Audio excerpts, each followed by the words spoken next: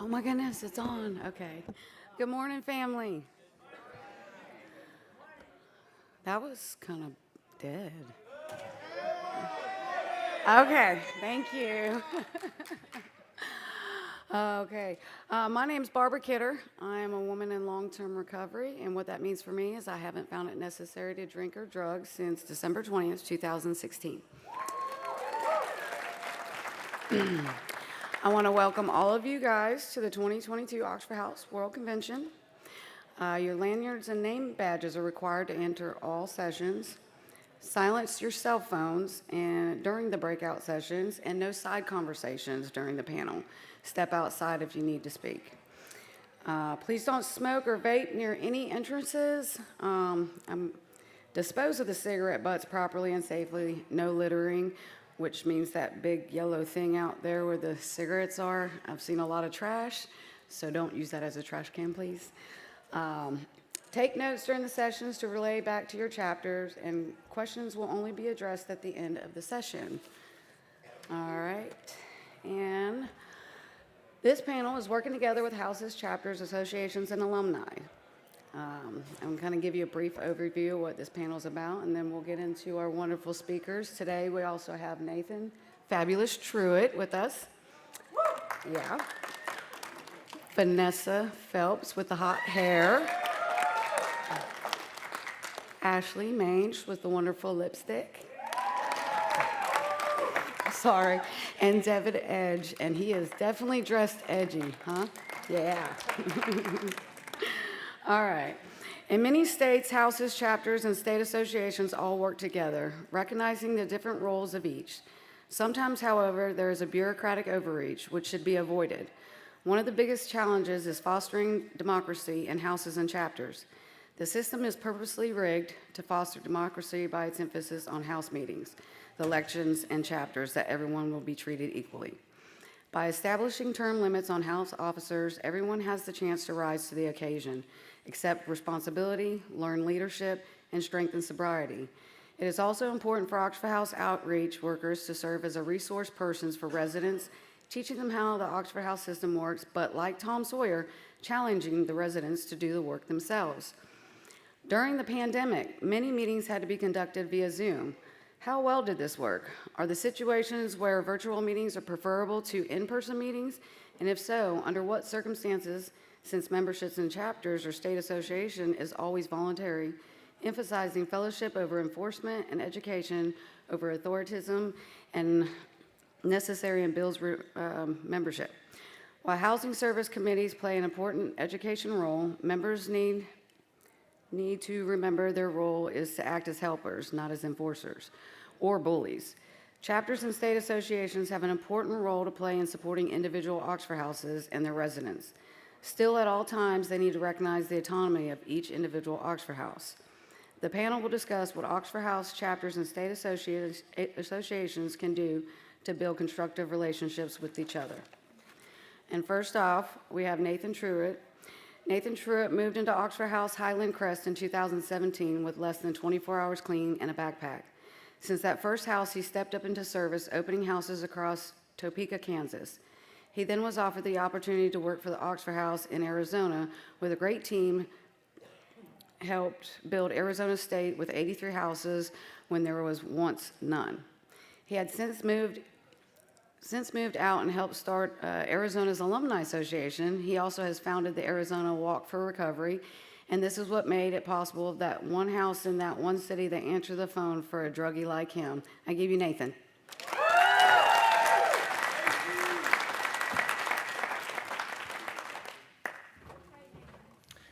Good morning. Oh, that is loud. All right, so my name is Nathan Truitt. I am a man in long-term recovery. What that means for me is I've not found it necessary to take a drink or a drug since September 30th of 2017. And my first day in Oxford House was literally the next day. So it was definitely pretty pivotal. So what I'm going to be talking about in the kind of triangle is houses working together. I know for me, the probably the thing that made me stay and like got me involved in Oxford House was the experience I had when I moved into my first house and the relationships that were built in that. So in your house, building strong relationships with your housemates is definitely the first start in getting your houses ready to want to work with other houses. The thing that sets us apart from all the other kind of options that are out there for housing is that, we have a family atmosphere. We're not just a house manager shaking his finger, asking where the rent is, you know what I mean, that might not be flying and doing the right things on his side of the street, but is holding you accountable to make you do it. We're not like that. We operate as a family. Everybody wants to see everybody succeed, or it should be that way in every house. So building strong relationships in your house is definitely the first place you want to start. The second way that houses can work together, and really is the main way, is through the Housing Services Committee.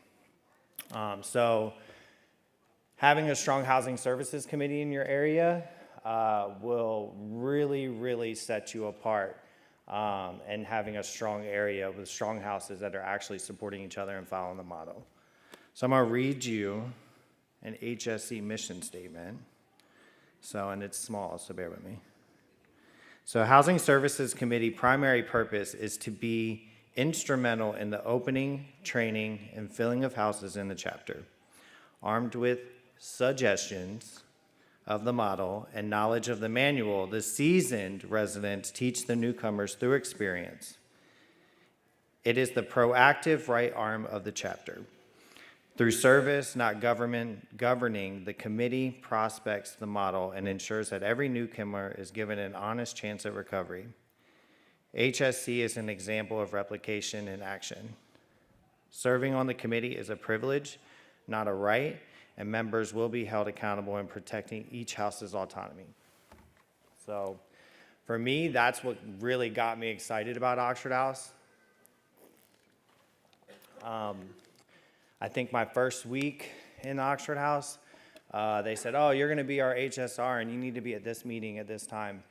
And I went there, and they were like, oh, well, how's your houses doing? You know what I mean? And I just kind of spilled the beans, right?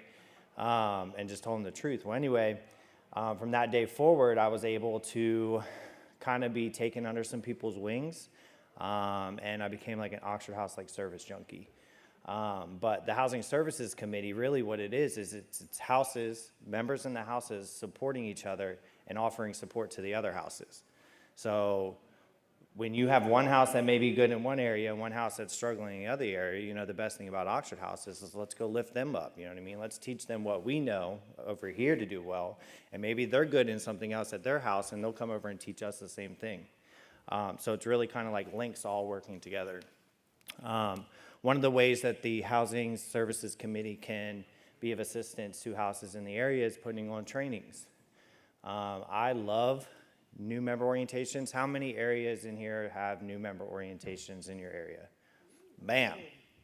I like it, right? Because it's a new person in Oxford House's probably first real look and glimpse about what we are, you know what I mean? And how we operate and what can they expect. It pulls them into the Oxford House family that's outside of just their one individual house. So putting on trainings like new member orientation is really good. House officer trainings. Like I said earlier, like when you have someone that's really good at this part of Oxford House and someone that's really good at this part at Oxford House and this part, and you put them together and you send them out and you have them helping out all the houses, like you're gonna have a really, really strong area. I'm very competitive, so I want not just the one house that I'm in to be doing really well, right? I want our whole area to be thriving, right? So and the one way we get there is supporting each other and teaching each other. Another really cool way of housing working together is expansion. So how many people here have had an opportunity to help open a new house? Oh, that's a lot. That's good. I started off in Kansas. Kansas doesn't really have outreach, so we were kind of left to our own devices to open new houses. Probably messed it up a lot on that first house that I opened up, but we were able to open up. But that was like something to me that I saw my community be able to step up and kind of support each other. So we had people from all the houses in our chapter that were there to move furniture. We bought pizza and energy drinks, you know what I mean? We made it a party. They were there to set up the binders. At our first house meeting, we had a person from other houses with each person's position sitting right next to them and teaching them. And it's, again, another way that if we all link together, we'll be a lot stronger. So if you haven't had the opportunity to help open up a house in your area, it's very rewarding, very, very rewarding. And then the last and most important part that I think of houses working together that really kind of ties everything in is unity. If recovery is not fun, nobody's not going to want to be in it. You know what I mean? If we don't make it fun, if we don't give it, something to be exciting about, then no one's going to want to be in recovery. They're like, well, this is boring. You know what I mean? I have more fun kind of ripping and running. So building unity within your area is, I think, probably closer to the top, something that's super important to keep it. It's usually the first suggestion I'll give a house, like, oh, well, this person's mad at this person, or we're not getting along, or whatever issue it is. And the first question I ask them is, how's the unity in the house? When's the last time you guys got together and did something fun? You know what I mean? When's the last time you broke bread together and had dinner? You know what I mean? So having fun and unity, and it's a way, too, to unite other chapters or houses and other chapters, which I won't get into too much because Vanessa's going to talk about. But in Arizona, I work in a real big metro area. We have a lot of chapters, and at one point it was kind of split, like East Valley versus West Valley, you know what I mean? And I was like, well, this is not good. We're not in competition like that. So one of the things we did is we planned a unity event every week. Every week, a chapter in that area was planning a unity event. We invited everybody else over. So try to have as much fun as you can. Definitely inviting other houses over. And I think I'm going to turn it right over to Vanessa.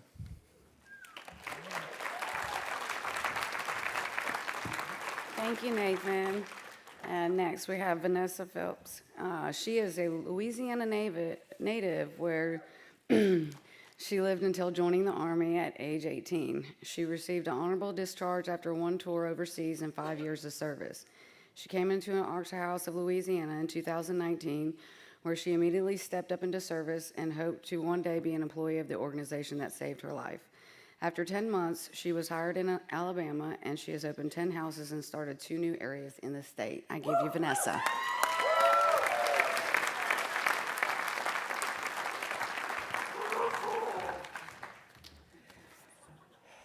Hey, I'm Vanessa. I'm a woman in long-term recovery, and what that means for me is I haven't felt necessary to have a drink or a drug since January 19th, 2019.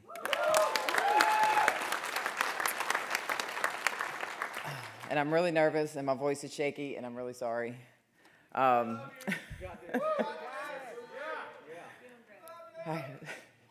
Doing great. I've introduced myself as doing great. I know my name. Thank you. All right, so first one, what is a chapter? So whenever 3 or more houses are open in an area, that's whenever you can form chapters. Also, whenever you have, if you have 12 houses in your area in one chapter, if it was me, I would split them. We all know chapter meetings are very hectic and chaotic, so y'all can vote to, maybe split into 2 chapters in the same area.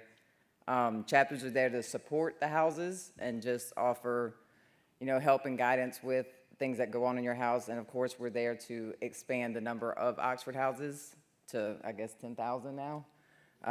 So we got a little ways to go. The importance of house participation within a chapter. So you want to be there to be able to participate in the democratic process. Just like in your house, you want to know where all your money's going. So you want to attend chapter meetings because that's also your money. So you want to know what the money's being spent on, what y'all are doing. If y'all are giving out loans, you want to be able to vote on that loan. If you know that a house is behind $1,500 with EES, y'all want to ask those questions in chapter. Why does this house need a loan? I keep getting shaky. Thank you. Also, so you're going to be voting on officers, chapter officers. So y'all want to be there to either run for a chapter officer position or to be there to participate in that vote. You want to make sure if you're running for, how many chapter officers are in here? Wow. How many are previous chapter officers? How many served their full term as a chapter officer? So that's very important too. You know, you want to make sure that whenever you're running for a chapter officer position that you're not just doing it to have a title of a chapter officer, you know, that you're doing it and you're going to stick with it for the year. It's a year-long commitment. You want to make sure that the people y'all are voting in are people that want to be involved and want to help out and want to make it that whole year. And you want to lead by example. You know, if you have someone running for a chapter officer position, you know that they owe $500 to their house. Y'all want to kind of ask those questions like, you know, are you sure that this person's right for a chapter officer position whenever they're not leading by example? Paying dues, you know, whenever y'all pay dues, that goes to help houses, you know, with loans that are having challenges. Yeah. It also goes to opening new houses. You know, your chapters can vote to maybe donate some money for the house to, you know, buy new beds or, you know, to buy or to turn the utilities on or something, or y'all can vote to give them an actual loan from your chapter. It goes towards unity events. It goes towards coming to conventions. You know, I know a lot of chapters help send a lot of y'all here. So that's what we pay due. How many was paid by chapter to come here? So if your houses aren't paying the dues, none of y'all's hands would have been raised. You know, y'all would have had to find that money some other way. Chapters assisting houses, not controlling. This is a big one for me. I could probably, if I wasn't behind a microphone, I could talk forever about it. But so chapter's not there to run your house. Chapter is there to assist you in coming up with a solution on your own. Whenever your house is having problems and y'all ask chapter to come in, all the chapter officers don't need to go. One person could get done can do it way better than 6 chapter officers, because then it sounds like the house is being attacked. You know, whenever a lot of people show up in full force, it's kind of like a witch hunt. You know, and everybody gets mad and, you know, combative. So one chapter officer going in and helping them find a solution and come to a solution themselves is a lot better than everybody coming in and trying to control the house. So this happens a lot in my area, and at first I got really mad about it. People would ask me where I worked. Like, what do you do for a living? Like, you're always in pajamas or, you know, sweatpants. Like, what do you do? Like, every time I go to a house meeting, like, people would ask me that. And at first I would, like, you know, am I not making it obvious enough that I'm an outreach worker? But then I started thinking about it, and it's because I don't go into their house meetings and try to tell them what to do. So they think that I'm just a chapter officer that's coming in to assist and help. So now whenever they ask me, what do I do for a living? You know, I don't take offense to it, because I take it as a compliment now. And that's how it should be with chapter officers as well. And this one's really important. You don't need a title to be of service. You don't have to be a chapter officer if you know how to do an audit and a house needs help with the audit, go help them with the audit. If you're really good with the paperwork, the bookwork, go assist the other houses.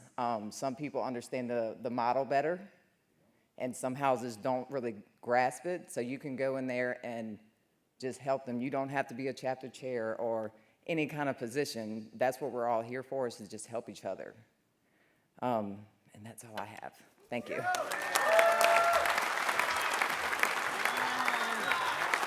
did amazing. How about that? Vanessa, you did amazing. Yeah. All right, next up we have Ashley Maines. Ashley moved into, how do you say that? The house? Oxford House Chrysalis. Chrysalis, sorry, on February 7th, 2020 in Oklahoma City. She was very active in helping with the houses in her chapter. She was hired as an outreach worker January 2021 for Central Oklahoma. She loves unity and inspiring members to get out of their comfort zone. She believes that all things we do in life should be fun and done with lots of energy. I give you Ashley.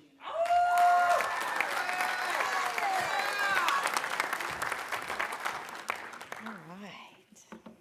Who that is? Like it carries all the way back here, Nathan. Like it hears me. Hi, everybody. How are y'all doing today? Hi. My name is Ashley Mangus, and I am a woman in long-term recovery. And what that means for me is I haven't had a desire or a need to put any mind-altering substances in my body since October 15th of 2019. And for that, I am grateful.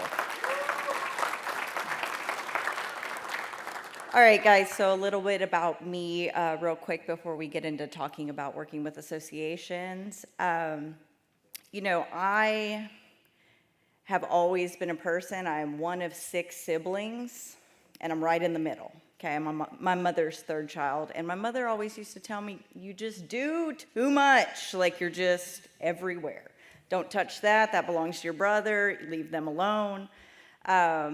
So in active addiction, I did the most, so when I came into Oxford House and I started paying attention to what was happening in my house, and I went to one chapter meeting before the pandemic hit, but I saw what it was, and that made sense to me. There are people in this room who this is what they do. They are centered in this. And then the world was like, shelter in place. And I was like, oh my God, what do you mean shelter in place? I was already just coming to grips that I was going to live with 8 other women that were kind of crazy like me, and now we're going to shelter in place together. How many of y'all got sober in the pandemic? That's a lot. That's a lot.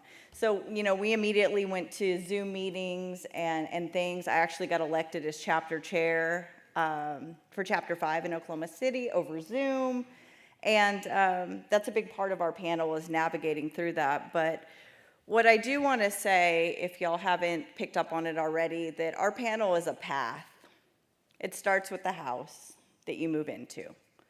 And, you're told all these things during the interview process, and the very first day that you get there, you're going to be required to do this, and then you got to do that, and you got to wash your clothes, and all the things, right? And we're like, whoa.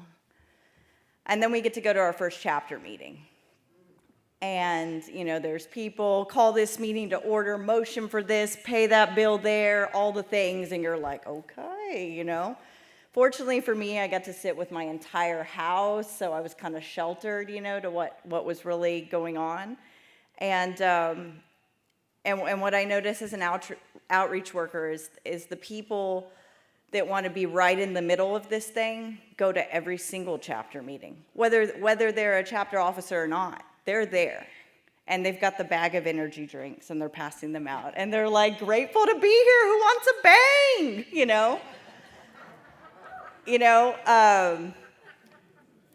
So let's talk on state association, because that's the next part of the path. How many of y'all are a state officer in your state?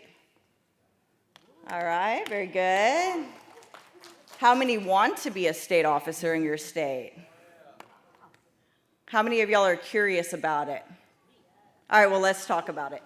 Okay, so the primary purpose of an association, so we have state and regional, the assistance of chapters within its area by providing training, technical support, and assistance and expansion through the development of new houses. That sounds like something from college. Basically what it is, guys, is associations meet every other month.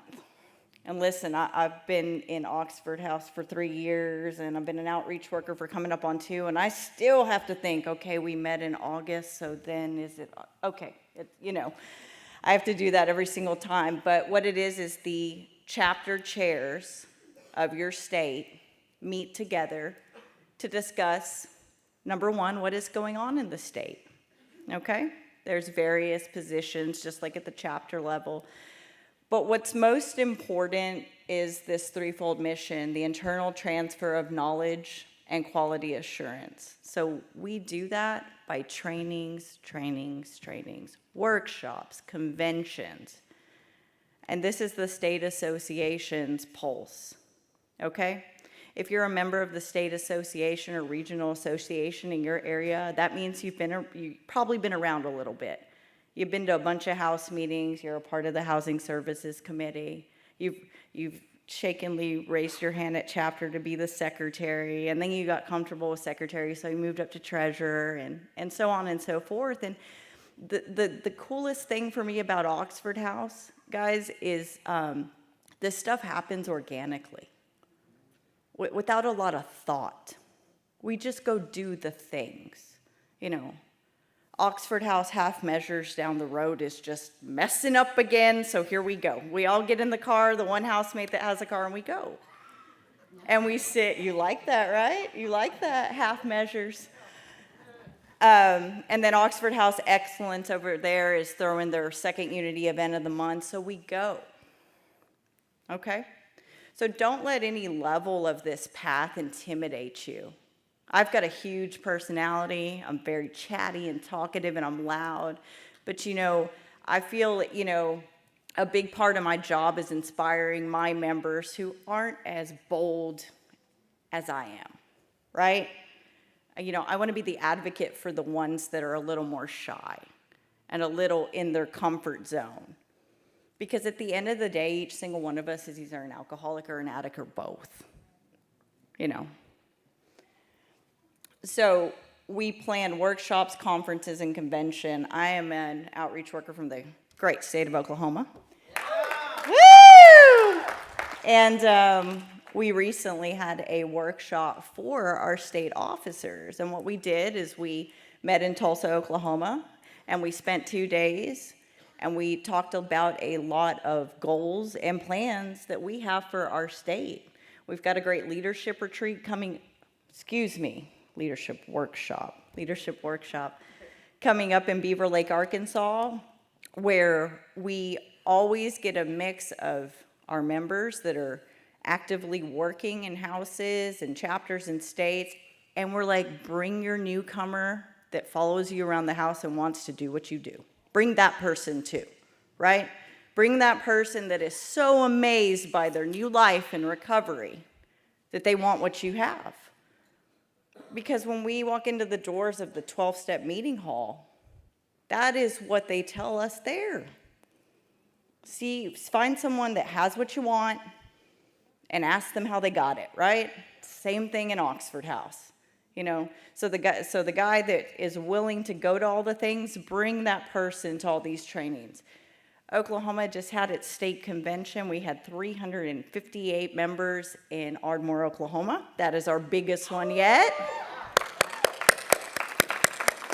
And it's the state association that puts that on for us. And it's the members that belong to the state association leadership that plan this event, that pick where it's at, that say this is what we're going to do. And then we find members to be on those panels.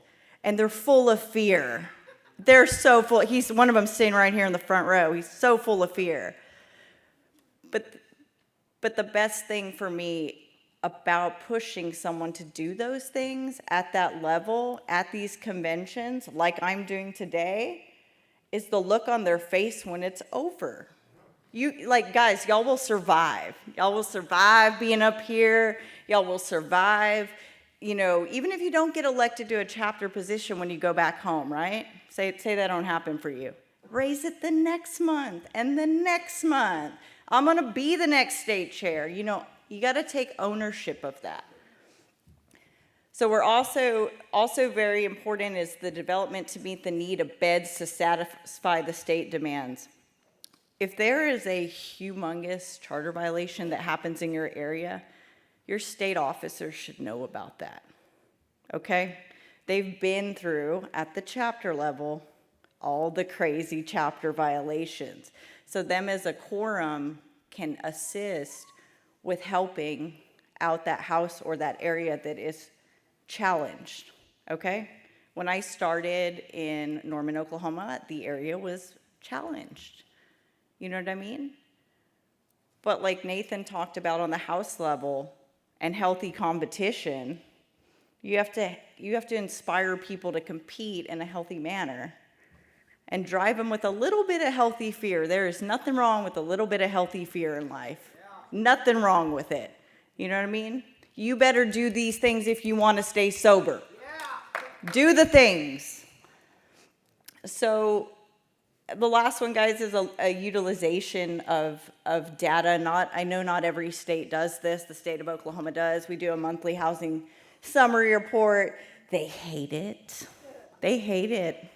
But it tells us where everybody's at. And me personally, my favorite section is the very honest comment section. And it's like, look, we've been working to fill our beds, but the 4 guys we have, we're eating family dinners, we're going to meetings together, and we're looking for our new members, and we're answering our phones. Like that to me is a house that has been given the right training and the right guidance and the right support, right? Because Oxford House is all about support, wraparound support. So what I will close with is this. I did write one thing down. Okay. If you're here today, I venture to say, I'm sorry. See, that's why I write nothing down. I always mess up. All right, every single one of you today is on a recovery journey, including this panel that's up here with me. But if you're here in this room today, I venture to say that you are very willing and have a heart for service. Okay?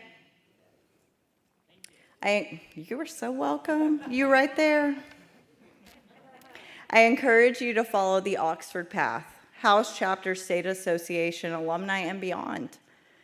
If you're just a house member today, go home and raise your hand at the next chapter meeting. If you're in chapter leadership today, jump in the car with that chapter chair that's going to the state meeting and raise your hand at the next state elections. Continue to grow, learn, and gain experience. Guys, keep in mind, this whole path we're on, we get to do these things today. We do not have to. So if you get to a point where you have to go to that house meeting, you have to go to that state association meeting, you have to, you need to get recentered again and hang out with that newcomer who gets to get in the door. Thank you very much.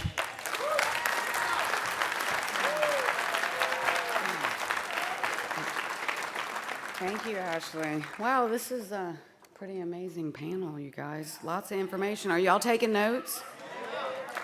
So that means you're going to have a lot of questions, right? Okay, but you still have to wait for that.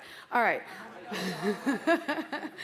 All right, next we have Devin Edge. Devin Edge started his Oxford House journey by way of reentry through the Newport News Sheriff's Office. He was first accepted in Oxford House Little Back River in October of 2020. There he became fully involved in service with the house and chapter. In January of 2022, Devin Edge was offered a position as an outreach worker and relocated to the Northern Virginia region. He now resides in Richmond with his son and is serving the Central Virginia area. Please welcome Devin Edge.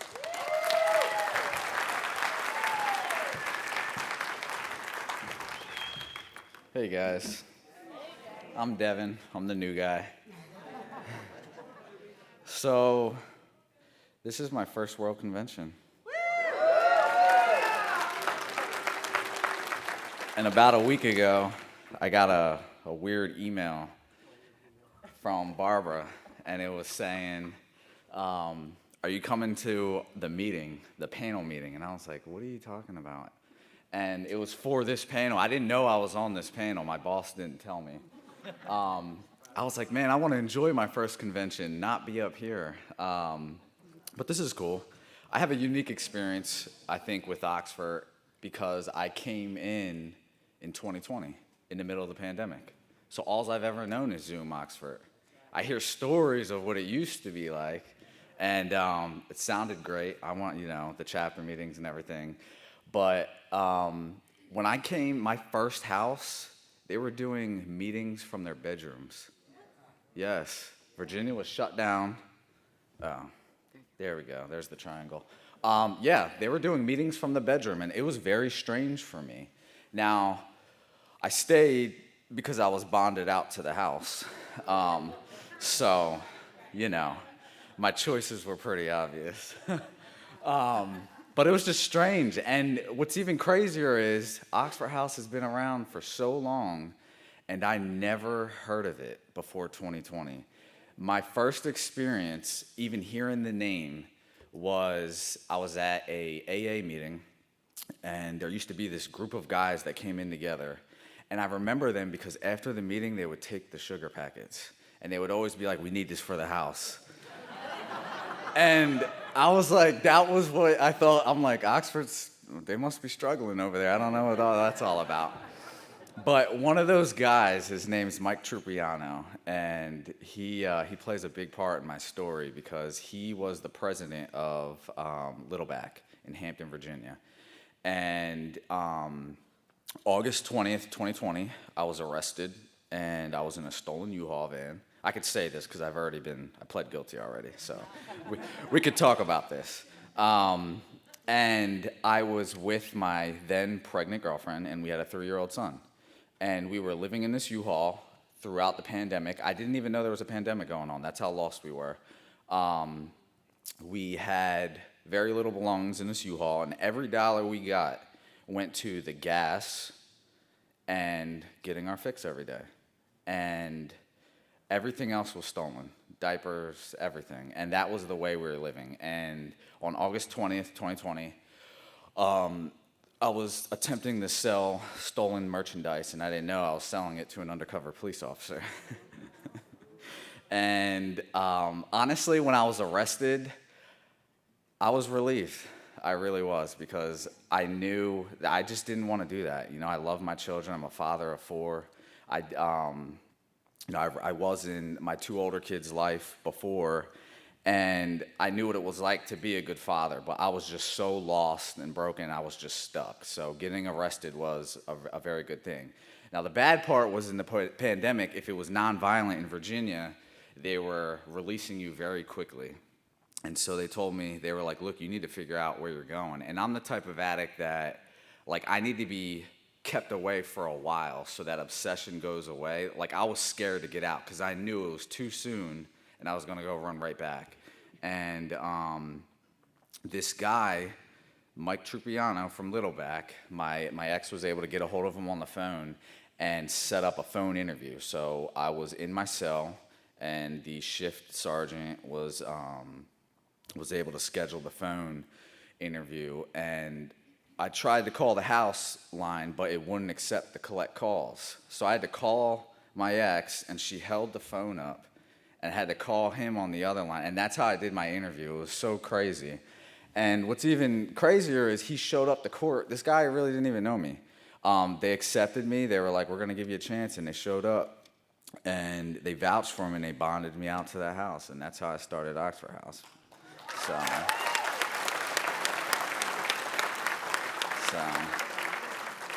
that just blows my mind, that, like, you know, the kindness and love from strangers. And that's what I constantly try to give to the new guy who comes in, you know. And I'm not perfect, you know. I was kicked out of my first Oxford House and went back to jail. But yeah, so I've been on staff since January 2nd of this year, so I'm still very new. But I'm a real addict, so, like, everything I do is extreme. So, you know, when they hired me, I was like, I'm gonna be the best outreach worker this state's ever seen.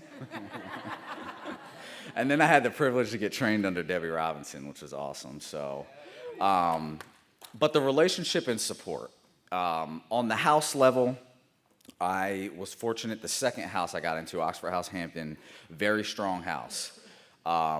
They were very engaged with each other. I got to share a room with someone, and at first I was pissed, but I was actually, it worked out pretty good. We got very close.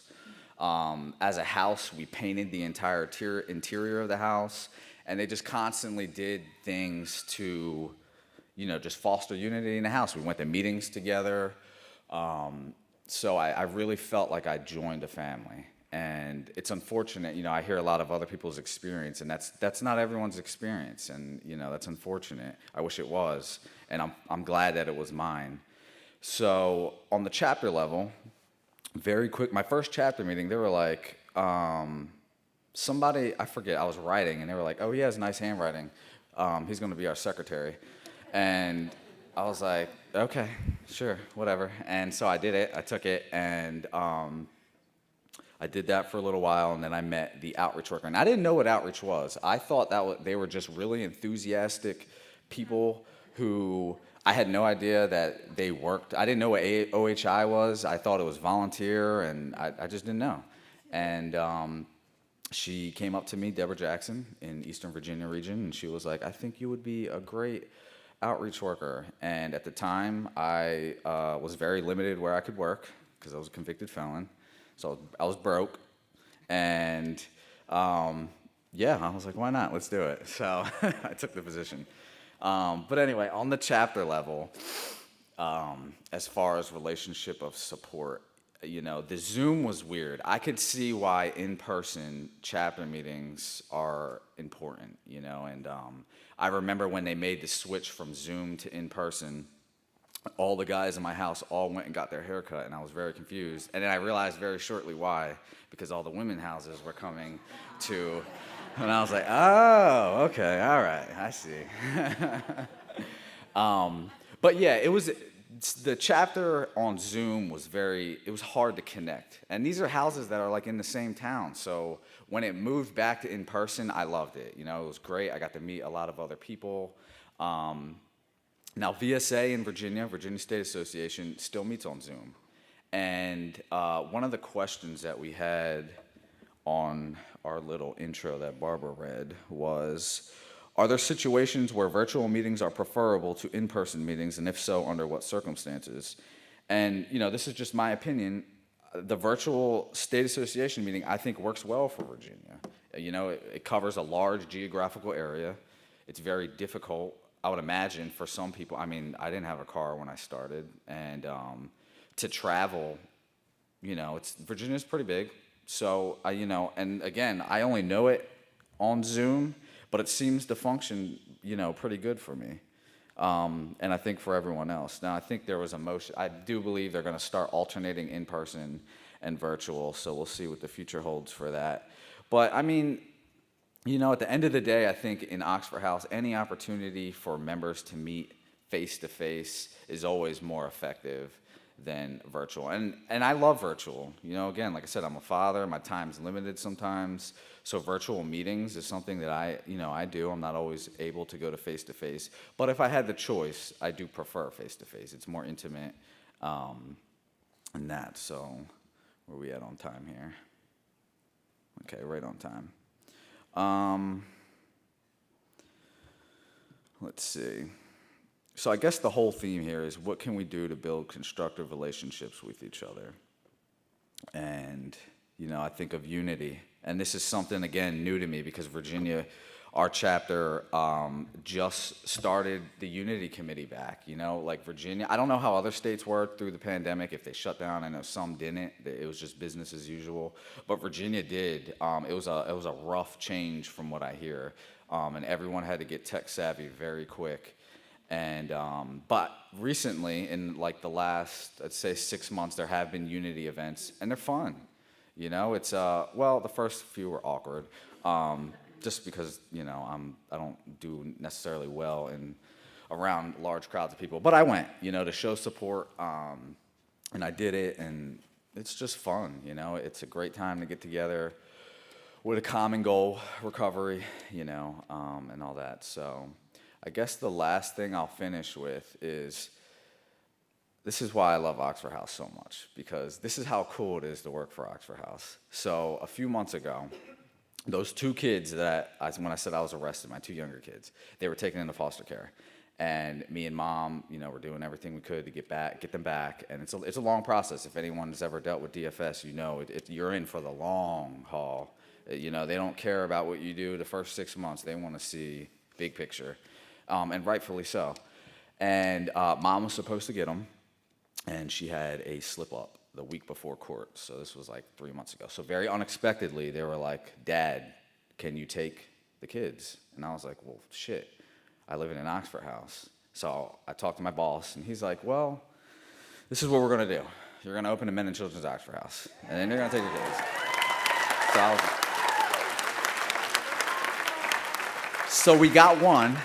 Now the baby, the youngest, her story was a little different. She went right from birth right to a foster family. So it was a whole, but court's October 4th, and we are in a position to get her back.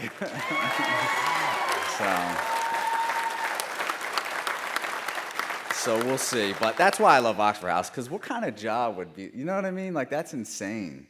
I love it. So now I live in Richmond. It was a men's house, and when I relocated to Central Virginia, my boss, Paul Stevens, went to the house, and they were like, look, you know, he had to sell it to him, you know, because it's different. The structure for a men and children's house or women and children's, it's a lot different than your typical just men and women.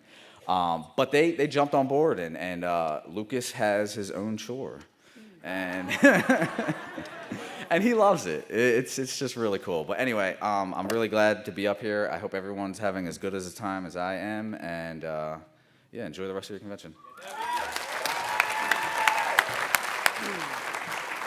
Wow. Thank you, Devin. Whew. How about another round of applause for all the panelists, you guys?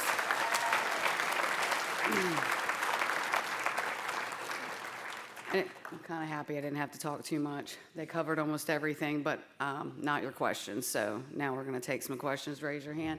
Tyler's going to be running around. First one up, he'll come to you and move around slowly. So just be patient. Hey guys, my name's John. I'm from New Jersey. So early on, I think it was you talked about unity events.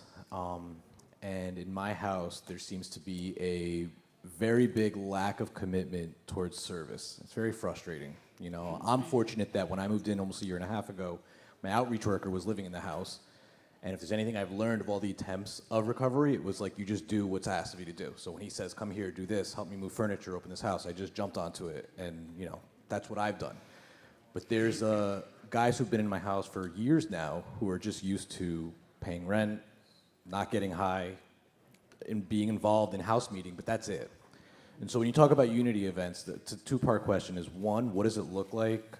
Is it just, you know, bowling, barbecue, or is there a little more to it? And two, can it be voted to make it like a requirement towards the guys in my house so that way they actually get their ass off the couch and do a little bit more than the minimum? So to answer the first part of your question, anything that's fun can be a unity event. You know what I mean? We've done homeless outreach in the parks, handing out, you know, like hygiene stuff, lots of food, always food. If you feed them, they will definitely come. Pool parties, barbecues, cornhole tournaments.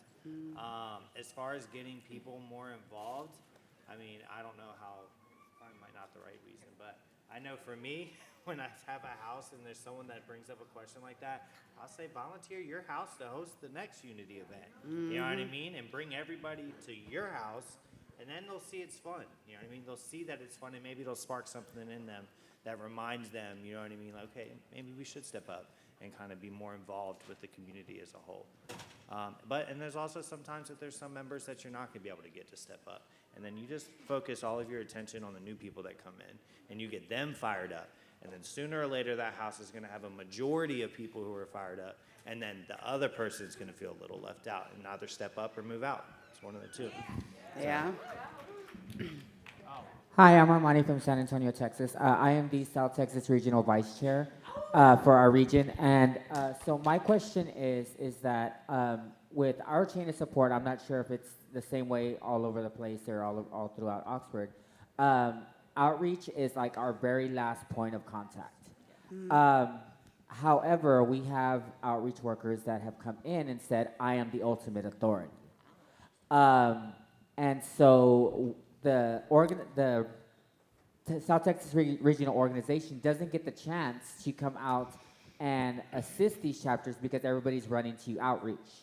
So how can we redirect them back? And I saw on the pyramid where it says that OHI staff and HSC are the ones who support. So it's kind of like confusing a little bit. So as outreach workers, we guide, teach, and train the members that reside in our current houses, and we focus on expansion and opening new Oxford houses opened by core members that currently live in those houses typically, right? So we should absolutely be the last, every time my phone rings and, it's typically somebody 15 days sober that wants to reinvent the Oxford House wheel in their house. And they've got all these ideas. And I'm like, have you talked to the core member of your house? Have you reached out to your chapter chair? Have you reached out to your savvy? Well, how do I find them? I'm like, where are you standing in your house in the living room? Turn around. There's a whiteboard behind you, So absolutely. Like this is a member-driven organization. You know what I mean? We don't want to be in the fire. We don't. Do y'all? No, we don't. Because we were in the grease as members. You know what I'm saying? That's how we learned and we grew. So how do you get them to assist you? No, how do we redirect them to where, because now it's like everybody just goes to outreach with problems because the outreach came in and said, I am the ultimate authority. Like, so it's like, forget regional, forget chapter, come to me with something. Right. How about inviting those new members in those houses to your association meetings, so they can see what y'all do, so then they know that y'all are the body to reach. And maybe go to your chapter meeting and discuss who is the one helping with the houses, and make sure everybody gets a list of names and numbers of who those people are that y'all need to contact. And then that kind of cuts that problem. So your next chapter meeting, just talk about how you feel too. Like, everybody's voice matters in Oxford House, whether it's on the house level, chapter level, state level.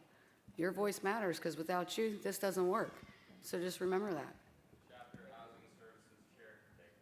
Right. Or, y'all have social boards, right? You said Texas.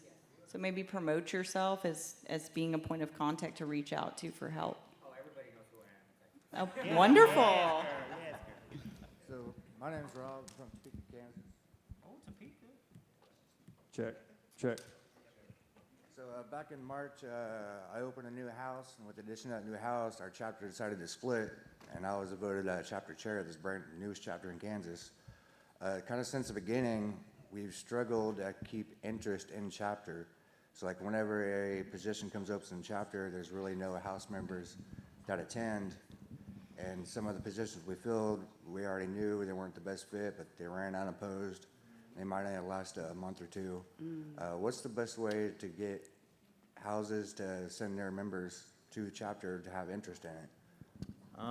There's honestly a couple different ways you can do that. I know that in Arizona, the chapters or the houses all voted in the bylaws for the chapter that every new person has to attend one chapter meeting, one HSC meeting, one new member orientation. So we're at least touching them, they're coming once, you know what I mean, to each thing. That's one way that you can kind of do it, but make it fun. I know, plan of something fun after the chapter meeting, right? So, okay, we've got this really cool thing to do afterwards, but you have to come and attend this first.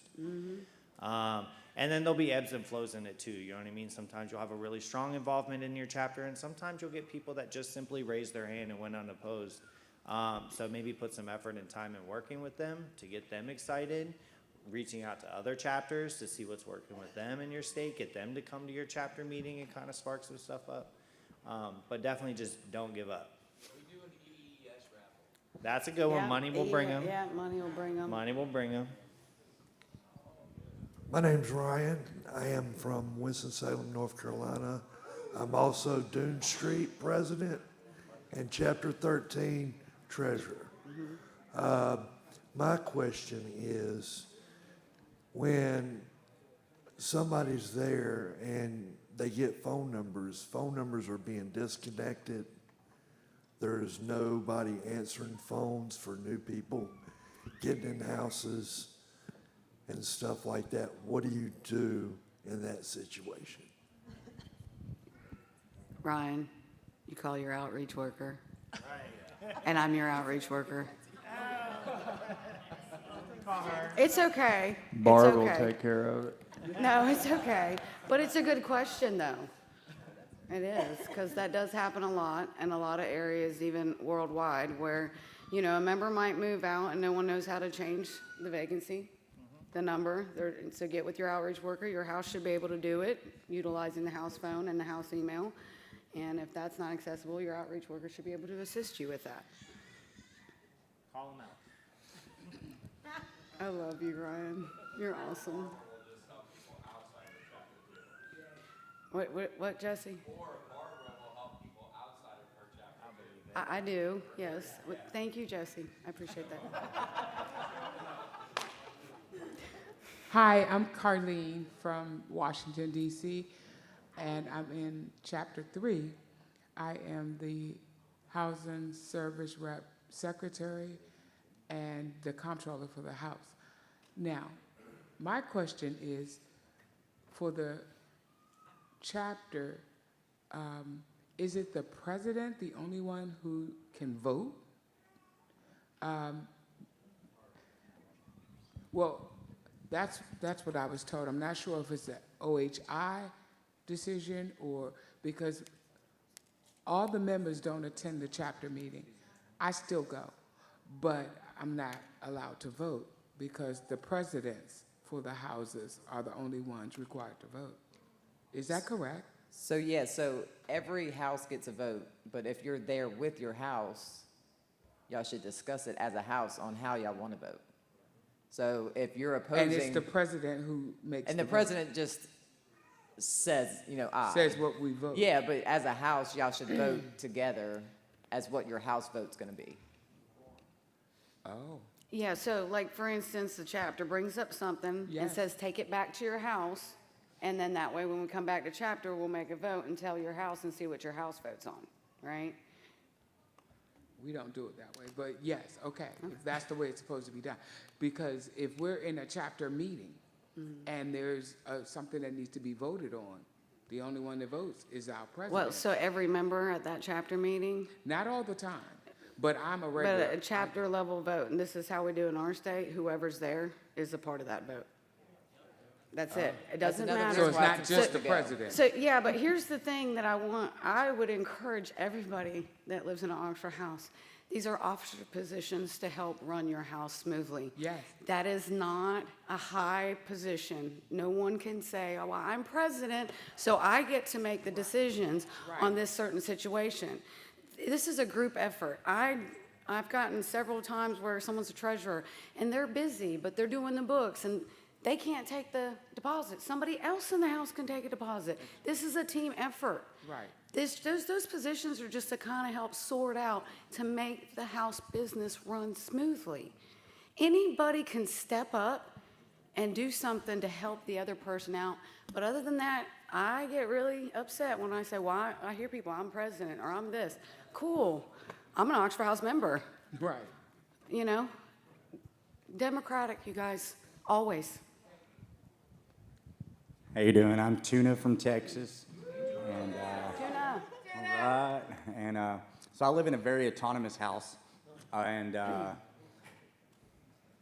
maybe very lot of seniors, as it was explained to the last panel. How can I get them or get the house to go to these meetings and go be more affiliated with Oxford and chapter, because it's very stagnant in there, and it sets a very bad example for the newcomers that we have in our house now. Well, first and foremost, if you're running around saying you're autonomous, you're missing the mark, because we're all autonomous. You know, we all self-govern, we all have democracy. This happens regularly. We get in our little system of going to work, going to our required meetings a week, and we're busy, right? We're too busy, and then we get a boo, so then we're more busy. You know, all these things happen, and complacency can sit in. Honestly, one of the things that I find most successful and what I train my members to do is sit down in a setting, whether it be over dinner or just on the couch, and really bring up, hey man, what are we really doing here, right? We got into recovery, or we got sober to save our lives, but we got into recovery and the recovery community to give back what was so freely given to us. We moved into an Oxford house to do the exact same thing. So if you're now too busy to help the newcomer and to go to the things and to participate in the unity events, man, maybe it's time you got your own place. Like, let's be honest, you know what I mean? We want people to stay as long as they want to stay, as long as they're doing all the things, right? Yeah. There does come a time where someone will get the good job and have they now changed their view, and are they just simply paying EES just because it's reasonably priced for them? You know, so let's have let's have some honest, transparent conversations, and really, they just may need to be asked that and told that for them to be like, man, I'm off base, because this is a beam we walk in life, right? It only takes a couple things to start slacking for us to be off that beam and right back where we were before we came to Oxford House. And what I like to tell members as well is don't ever forget that you needed Oxford House. Oxford House did not need you. You came and knocked on the Oxford House door, right?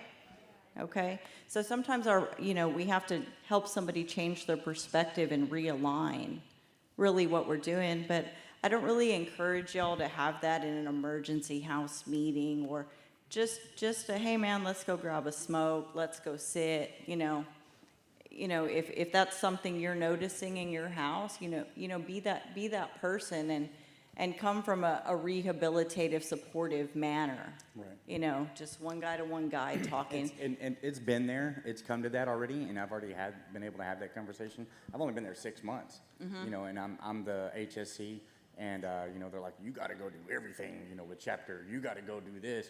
You're our vote, and it's very, the seniors are very majority vote when there's Yeah. 4 of them. Yeah. Over 7, right? Right. So it's very hard to make that table shift, Right. when I'm only one person. So do you have openings in your house? You have vacancies? We have 2.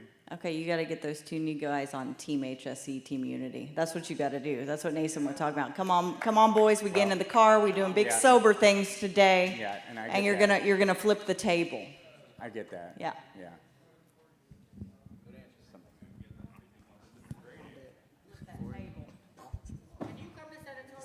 Anytime you want, boo boo. I'm from Texas. We still got 15 minutes. Hey guys, my name is Jeremy King. I am a newly elected chair, chapter chair from, thank you. I live in San Antonio, Texas, and when I moved into the position, there wasn't a lot of replication on how the job is supposed to be fulfilled. I have an idea of what's gonna be going on next. My main question is about the HSC committee and how to really get that started and how to conduct that meeting within my chapter. We've struggled at holding the HSC role, and I just kind of want some insight if you guys can share on how to really get that committee going and keeping it strong. Okay, no. So my experience, only because I did housing services as an alumni member for 18 months, even after I left the house.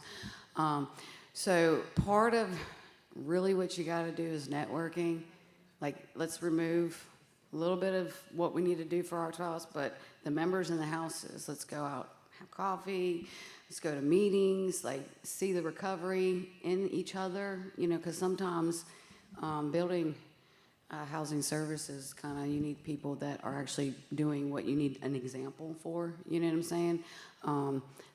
Well, I think one time I had like 18 people and energy drinks. I would, post on Facebook or send out a group message to each contact person in the house. And I would be like, hey, I'm going to have some food and energy drinks, just hang out in the house. And then I'd pull a meeting together. Oh, by the way, who's good at some officer positions? And I kind of tricked people because I didn't like doing it by myself. I mean, I was one person doing a whole central west of North Carolina, which consisted of 60 houses. And I was just a service member, and that's a lot. So I was going to trick people to come with me. And I'm sure you... It's a good, I like it, tricking. The thing is just honestly, just be consistent with it. keep your eye out for people who, like, especially in like newcomer orientations, who like you just see the spark, right? Or maybe they're sitting in the back and like they just seem really inquisitive or have a really good question.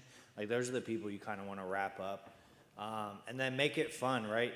I've seen both sides of it. I've seen HSC be the police. You know what I mean? Like we're coming in and we're coming in, and then I've seen it that doesn't work out well. And then I've seen it where, you know, hey, we want to be supportive, and like our main purpose is to come help you be better in your house. You know what I mean? So that you can be the best house that you possibly can be. And coming at it with that kind of attitude makes all the difference. But I always look for the new people, and sometimes when you don't have people stepping up, like I said, I just trick people. You know what I mean? I just say, we're gonna go get coffee, and then really we're gonna go hit 2 houses on the way, and then maybe a presentation afterwards. You know what I mean? So you're in San Antonio, big area? Okay. So Central Oklahoma, we have a women's and men's HSC. We divided them. So we do require, like Nathan said in our bylaws, that they attend one housing services meeting. And then, you know, on the women's side, once they get there, we're like, a representative from your house must come and tell us just what's going on in your house. We always have a big meal, and we rotate through the varying cities. You know, Oklahoma City, we'll go down to Norman, we'll go down to Moore. But what I explain to everybody is the housing services, if housing services is coming to your house, you should be making the coffee, the Keurig with the creamer that's liquid and some cookies. Because they could be on their couch with, you know, Netflix and chilling, but they came to help your house. They came to train your treasurer. They came to train your comptroller. So we're going to allow them to be in our house, right? Now, the housing services is going to give enough support, but if y'all fail to take that guidance and assistance from the housing services, then that's when the chapter, but it's a process, you know. I always suggest to them, let's be a part of housing services and be helpful, and it's highly possible to get a house right back on track. You know what I mean? But if they're unwilling to take that direction and that guidance, we're always headed towards a charter violation, right? We don't want housing services here, okay, well then cool. But don't call us when you're, you know, financially no longer supporting. You know what I mean? Now it's a whole nother ball of wax. And it didn't have to be that way. So my suggestion to you is set a day, set a time, get a house to volunteer. Set it in the evenings, people will be off work, you know what I mean? Maybe, and don't change the day though. You gotta keep the day and the time once a month. It's gotta be consistent. The women in Central Oklahoma meet the last Monday of every month at 8 p.m. Only thing that changes is the house. And I get calls all the time, I work.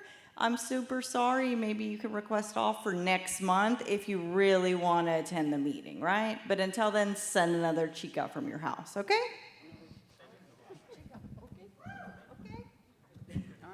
Hi, my name is Ariana. I'm from Tacoma, Washington, and I'm our new chapter HSR, and I just had a question about as far as opening houses. Like, I understand like the minimum requirements of like it should be in like a safe neighborhood, it should have like this many bedrooms and stuff, but like, do you guys have any tips for like finding houses? Because like I go on Zillow and I don't really find houses that are in like an affordable price range for people.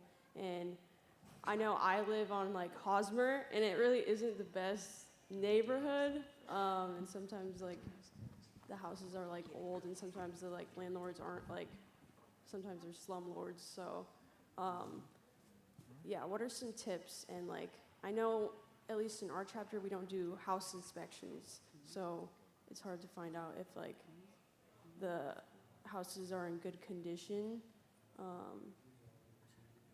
So whenever you're looking on Zillow and stuff like that, are you looking for like 4-bedroom? Yeah, look for 3-bedroom. Okay. With a dining room.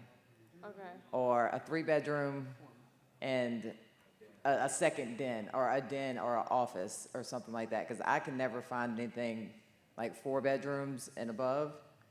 Can never find anything that's reasonable. So we do 3 bedrooms and then convert something into a bedroom.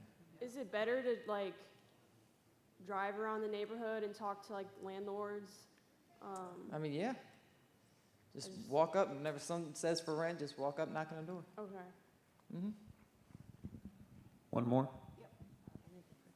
Hi, my name's Patty. I'm from Linwood, Washington, Chapter 1. Hi. Last year convention, I've been lived in Oxford for 4.5 years, so I've been there all. Last year at convention, I came over to this thought because we kept saying we needed more training. And I said, we need a training coordinator position in our chapter. So we created one, and I had just finished my 10 years treasurer, so here I am, training coordinator. But we do not, we're just about ready, going to start doing actual chapter newcomer training, which we haven't done. And can you give me any guidelines, any suggestions how to facilitate that? Exactly what that entails?